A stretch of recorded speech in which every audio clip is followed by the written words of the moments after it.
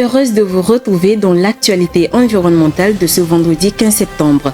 Au sommaire, face à la sécheresse qui frappe la Guinée depuis plusieurs années, la Banque africaine de développement a octroyé un financement au secteur alimentaire dans le but de redynamiser la production agricole de ce pays. En Afrique du Sud, le plus grand élevage mondial de rhinocéros a été acheté par l'ONG African Parks. Ceci dans le but de protéger cette espèce qui est menacée d'extinction. Le point dans ce journal. Et puis le gouvernement mozambicain lance la deuxième étape du projet de promotion de l'approvisionnement durable en eau, de l'hygiène et de l'assainissement rural. Les précisions dans un instant. C'était tous les titres. Bienvenue.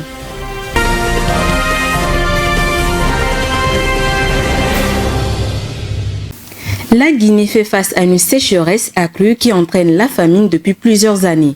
Dans le but de régler cette situation, la Banque africaine de développement a octroyé un financement de 28 millions de dollars afin de booster la production agricole de ce pays. Suivant.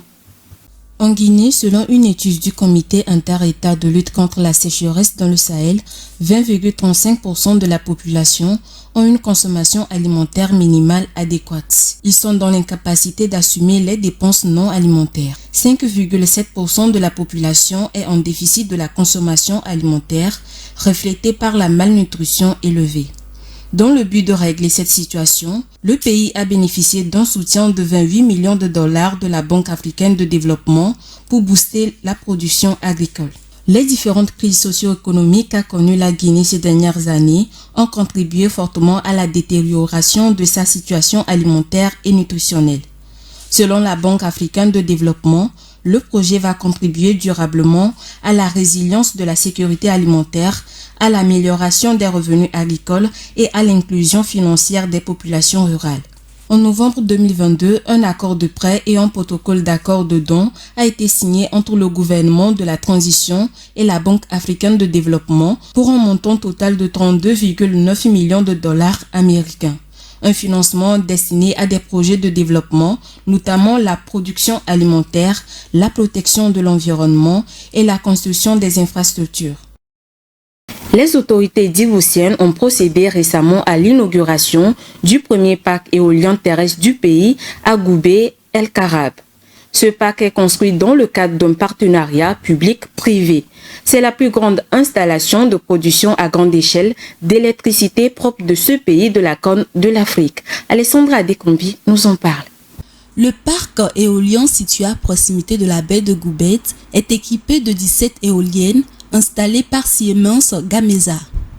Il couvre une superficie de 395 hectares près de l'anse de Goubet, dans la région de l'Arta, le long de la frontière avec la région de Tadjoura. Les turbines sont portées par des mâts de 150 mètres de hauteur.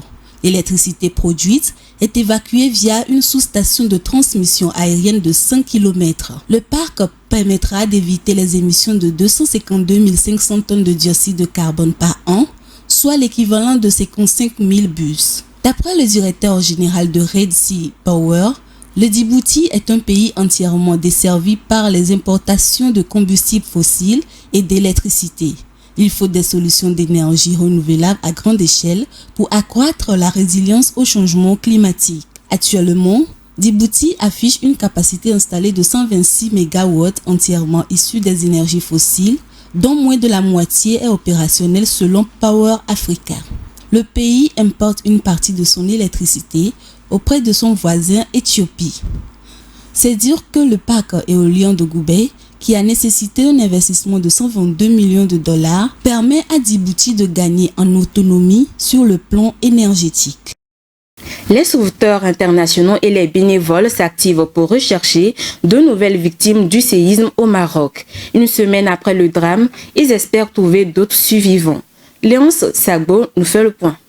Au Maroc, malgré la douleur et la tristesse, on constate une forte mobilisation pour venir en aide aux sinistrés du séisme qui a frappé le pays. En effet, les citoyens des 4 coins du pays n'ont pas hésité à venir soutenir les victimes. Un geste qui encourage et donne espoir dans la recherche d'autres survivants. Ces recherches notamment se poursuivent 3 jours après le drame avec l'aide internationale. Ainsi, des sauveteurs britanniques, qataris émirien et espagnol présents sur le site et équipés du ultrasons de chiens et de drones sont à pied d'œuvre pour espérer obtenir des résultats positifs. Rose Gordon, le chef des sauveteurs anglais, s'exprime à ce propos. La survie est toujours possible à ce stade. Nous avons espoir. Nous ne cherchons pas les corps, mais uniquement les victimes vivantes. À une centaine de mètres du bâtiment des urgences, où les premiers soins sont administrés aux blessés, une cinquantaine de bénévoles s'activent pour apporter des vivres et des matériels médicaux aux villages des montagnes les plus touchés. Le plus grand élevage mondial de rhinocéros situé en Afrique du Sud a été acheté par l'ONG African Parks. Pour l'organisation, cet achat est une obligation morale pour sauver ces animaux en déclin. Cette entreprise d'élevage avait été mise au pied par un millionnaire avec pour objectif de sauver les rhinocéros du braconnage. Rafetou Mberikou nous en parle. L'ONG African Parks achète le plus grand élevage de rhinocéros au monde implanté par un millionnaire en Afrique du Sud.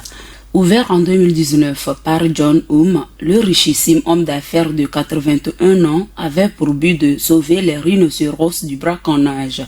Mais les différentes difficultés endurées après 3 mois de son vaste projet vont lui pousser à mettre sa propriété aux enchères. La vente avait pour cible un millionnaire capable de prendre la relève de cet élevage. Lors d'un entretien avant la mise en vente de son entreprise d'élevage, il affirme que le levage des rhinocéros est un loisir coûteux. Il dit avoir investi plus d'une centaine de millions dans cette opération. Le PDG de l'organisation African Parks, Peter Fienhead, explique avoir obéi une obligation morale de trouver une solution pour ces animaux sauvages en déclin, même si ce dernier n'avait jamais eu l'intention de devenir propriétaire d'une entreprise d'élevage de 2000 rhinocéros en captivité. L'ONG est soutenue par le gouvernement sud-africain et des organismes de conservation ainsi qu'une aide financière pour le rachat, mais la somme déboursée reste confidentielle. L'ONG African Parks est une organisation à laquelle est lié le prince Harry de Sussex et qui gère une vingtaine de parcs protégés sur le continent. Elle est désormais propriétaire de 7800 hectares de terrain situés à moins de 200 km au sud-ouest de Johannesburg. Ces 2000 rhinocéros blancs seront transférés dans ce parc, ce qui représentera environ 15% de la population mondiale de cette sous-espèce. Afin de renforcer l'approvisionnement en eau potable des populations de la province septentrionale du Niassa au Mozambique, le gouvernement lance l'étape 2 du projet de promotion de l'approvisionnement durable en eau, de l'hygiène et de l'assainissement rural. L'initiative bénéficiera à 90 000 personnes réparties dans 5 districts. Alessandra Adekombi.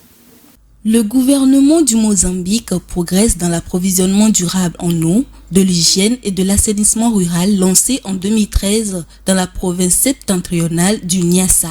Le ministre des Travaux publics, du Logement et des Ressources en eau, Carlos Mesquita, a procédé au lancement de la deuxième phase de ce projet qui vise l'amélioration de l'accès à l'eau potable et de l'assainissement pour 90 000 personnes. Les travaux porteront sur la construction de 5 blocs sanitaires d'ici à 2027. La supervision du chantier sera assurée par la Direction provinciale des travaux publics de Niassa. Le ministère mozambicain des Travaux publics, du Logement et des Ressources en eau évalue le coût des travaux à 14 millions de dollars. Ils seront financés grâce à un prêt de l'Agence japonaise de coopération internationale JICA. Le pays de l'Afrique de l'Est a également bénéficié du soutien financier de l'agence gouvernementale interdépendante qui coordonne l'aide publique au développement du Japon. Pour mener à bien le projet, les techniciens de la province de Niassa ont reçu du matériel pour évaluer le niveau et la qualité de l'eau des forages. L'accès à l'eau potable est une préoccupation majeure au Gabon. En plus de parcourir de longues distances pour accéder à une bonne fontaine, les habitants de ce pays sont obligés d'utiliser de l'eau non traitée dans des puits creusés à même le sol. Cette eau non traitée contient des microbes qui sont dangereux pour la santé. Les précisions dans ce commentaire. Faire des kilomètres de route pour accéder à une bonne fontaine dans l'espoir d'y remplir quelques bidons, c'est le quotidien de nombreux Gabonais. Le Gabon ne manque pourtant pas de ressources hydriques avec un potentiel de 170 milliards de mètres cubes d'eau par an. En revanche, le pays manque cruellement d'infrastructures pour traiter de l'eau et la distribuer. Comme beaucoup d'habitants de Libreville, Armel Kassa est dans l'incompréhension. Il n'y a pas de raison qu'un pays comme le Gabon, là où il y a de l'eau et on manque d'eau au niveau des robinets, c'est qu'il y a un véritable problème, c'est que la société d'eau et d'énergie du Gabon ne prend pas vraiment ce souci à cœur. Les Gabonais qui ne peuvent pas parcourir de longues distances ou acheter de l'eau minérale doivent se résoudre à puiser de l'eau non traitée dans des puits creusés à même le sol. C'est très dangereux pour la santé, parce que pendant la saison, il y a des microbes qui montent, on n'a pas de choix parce que vous avez des enfants, il y a des gens qui sont des familles diminuées qui n'ont pas de moyens pour se procurer l'eau minérale, ou d'autres personnes sont obligées d'aller dans d'autres quartiers. Donc ici, c'est un puits, là au Mafobi, donc les gens viennent puiser de l'eau ici pour se laver. S'il n'y a pas de choix. Ainsi qu'en 8 ans, Geneviève Boussougou organise son quotidien autour des horaires d'approvisionnement en eau. La seule fontaine publique de son quartier n'est ouverte que quelques heures par semaine, la plupart du temps au milieu de la nuit. Dans mon ménage, c'est compliqué. Donc l'eau n'arrive que 2 fois par semaine et rien que les week-ends.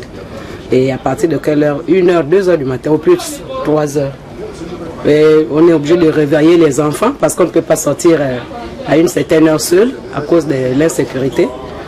On est obligé de prendre tous les enfants de la maison, aller avec les brouettes qui sont là dehors, à la fontaine où vous étiez. L'approvisionnement en eau pose une question de santé publique urgente, d'autant plus que la situation a pris un tournant plus dramatique durant la crise sanitaire. Une priorité fixée par le nouveau gouvernement de la transition du général Oligui Nguema.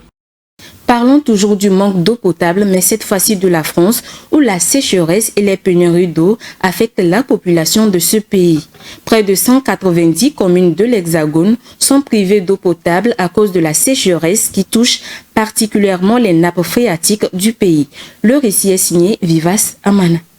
Souvent constatés dans les pays sous-développés, les problèmes environnementaux et vitaux tels que la sécheresse et l'accès à l'eau potable sont retrouvés dans les pays dits développés. C'est le cas de la France où près de 200 communes sont privées d'eau potable. En effet, près de 2 tiers des nappes phréatiques du pays sont à un niveau inférieur au moyenne de la saison, malgré un été 2023 très pluvieux. Dans une interview accordée aux médias français Libération, le ministre français de la Transition écologique Christophe Béchu affirme que la crise de l'eau n'est pas encore passée. Ainsi, 40 000 personnes sont privées d'eau potable dans l'Hexagone, a fait remarquer le ministre. Notons que l'année dernière, à la même période, 700 communes étaient affectées par ce problème de pénurie d'eau en France. Les principales zones touchées par cette crise d'eau se situent sur le bassin méditerranéen, dans le couloir rhodanien, mais également en Bretagne. Cette situation démontre le degré du problème de l'accès à l'eau potable dans le monde et particulièrement au pays du fromage. Toujours en France, la déforestation illégale n'est désormais pas sans conséquence dans l'Hexagone. Le tribunal correctionnel de Rennes a ainsi condamné l'entreprise ISB France à 100 000 € d'amende pour avoir importé illégalement du bois venu du Brésil. Viva Samana nous en parle dans ce récit. 100 000 €, c'est le montant de l'amende que l'entreprise ISB France devra payer pour avoir importé illégalement du bois coupé dans la forêt amazonienne au Brésil. Cette somme requise par le tribunal correctionnel de Rennes, comme le leader français du bois de construction, démontre l'importance accordée à la lutte contre la déforestation illégale de l'Amazonie. En effet, la décision d'amender l'entreprise ISB France fait suite à la plainte déposée quelques semaines plus tôt par les ONG environnementales Greenpeace France, France Nature Environnement et Canopée. Il reproche à l'entreprise une grande négligence dans le suivi du processus d'importation du bois dans l'Hexagone. ISB France s'est vu reprocher également des incohérences chronologiques entre les dates de départ de la marchandise et les dates de contrôle. Les ONG auteurs de la plainte se verront verser des indemnités de 10 000 € pour Greenpeace, 5 000 € pour France Nature Environnement et 5 000 € également pour Canopée. Par cette décision, les autorités françaises accentuent leur désir de lutter contre la déforestation illégale dans le monde et celle de l'Amazonie en particulier, car elle représente le poumon vert de la planète. Au total, 177 défenseurs de l'environnement ont été tués dans le monde en 2022. Un terrible bilan qui a déploré face aux défis de la protection de l'environnement. La Colombie est le pays qui compte le plus de victimes, dont le nombre s'élève à 60. À cet effet, il est considéré comme le plus dangereux pays pour ses militants environnementaux. Léonce Sagbo. Les menaces et risques de mort ne cessent d'inquiéter et de peser sur les défenseurs de l'environnement, dont Nadia Oumana, une sociologue qui est l'une des activistes menacées en Colombie. Selon le rapport annuel de l'ONG Global Witness paru ce 19 septembre, 177 de ces défenseurs ont été assassinés en 2022. Bien que ces chiffres soient inférieurs à celui de 2021, qui s'élève à 200, la situation en soi ne s'est pas améliorée car la moyenne d'un activiste tué tous les 2 jours reste la même. Ces crimes touchent beaucoup plus les peuples indigènes, la communauté d'origine africaine, les petits paysans et les défenseurs de l'environnement. L'Amérique latine à elle seule représente 88% de ce bilan et la Colombie est le pays qui compte le plus de victimes, à savoir 60. Il est d'ailleurs considéré comme le pays le plus meurtrier au monde par les défenseurs de l'environnement de par la recrudescence de la violence due aux activités illégales. Par conséquent, la Colombie demeure le pays le plus dangereux pour ses défenseurs puisque le nombre de ses victimes a doublé par rapport à 2021. Il faut également savoir que malgré l'engagement du président Gustavo Petro, élu en 2022, à réduire la violence à l'encontre de ses activistes, les ONG locales estiment que ces activités sont insuffisantes par rapport aux violences. Rappelons que la défense de la nature a coûté la vie à 34 personnes au Brésil, 31 au Mexique, 14 au Honduras et 11 aux Philippines. La disparition des espèces aquatiques et halieutiques sont souvent attribuées aux effets des canicules marines. Mais ce fait n'est pas évident. Une étude menée par les chercheurs du monde dans ce domaine révèle que 82 000 prises de pêche suite à une analyse que les canicules marines n'affectent pas l'abondance des poissons. Rafitou Berikou. D'après une étude publiée dans la revue Nature, il en ressort que les canicules marines ont un effet minime sur la biodiversité. Elle entraîne peu de changements dans la composition des populations halieutiques dans l'hémisphère nord. C'est une nouvelle positive et surprenante. L'étude est menée par une douzaine de chercheurs américains, canadiens et européens. Ils ont analysé plus de 82 000 prises de pêche avec des chaluts de fond dans le cadre de campagnes scientifiques en Atlantique Nord et dans le Pacifique Nord-Est. Les captures portant sur 1769 espèces de poissons de fond pêchés entre 1993 et 2019 ont été comparées avec 248 vagues de chaleur enregistrées sur la même période dans les eaux profondes de la zone subtropicale à l'Arctique. J'ai été surprise par ces résultats, a déclaré Alexa Fredson, professeure assistante au département de sciences océaniques de l'Université de Californie et principale auteure de l'étude. En ce qui concerne les analyses, les chercheurs n'ont pas trouvé de rapport significatif entre l'intensité cumulée des vagues de chaleur marine et l'évolution de la biomasse des poissons de fond. Aucun constat n'est avéré le déclin rapide des poissons d'eau froide ou de foisonnement des poissons d'eau chaude à la suite de ces vagues de chaleur. C'est la fin de ce journal. Merci de l'avoir suivi. Merci à vous qui nous suivez depuis Agoué, plus précisément à Legbasito. Restez sur Green TV International pour la suite de nos programmes. Très belle soirée à tous.